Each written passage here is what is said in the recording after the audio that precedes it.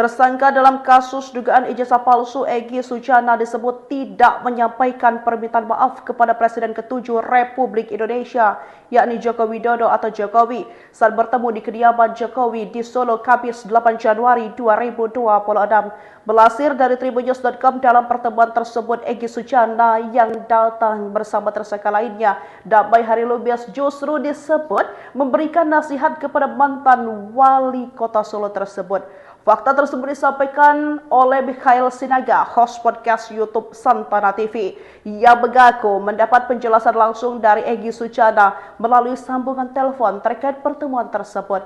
Yang terjadi justru sebaliknya. Bang Egy mengatakan dia menasihati Jokowi, memberikan pandangan dan peringatan moral, ujar Mikhail. Dua tersangka kasus tuduhan ijazah palsu Presiden ke-7 Jokowi mendatangi rumah Jokowi di Solo, Jawa Tengah.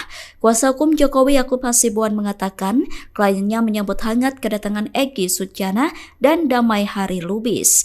Yakub mengatakan kedua tersangka itu ingin meminta maaf secara langsung kepada Jokowi. Pernyataan itu disampaikan Yakub pada Sabtu 10 Januari.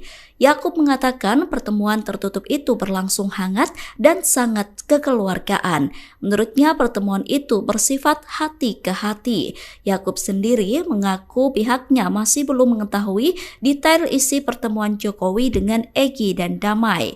Meski sudah meminta maaf, Yakub mengatakan kasus hukum bakal tetap berlanjut. Yakub menilai ada sejumlah opsi terkait kelanjutan kasus yang menjerat kedua tersangka itu, termasuk kemungkinan pencabutan laporan atau perdamaian di atas hukum.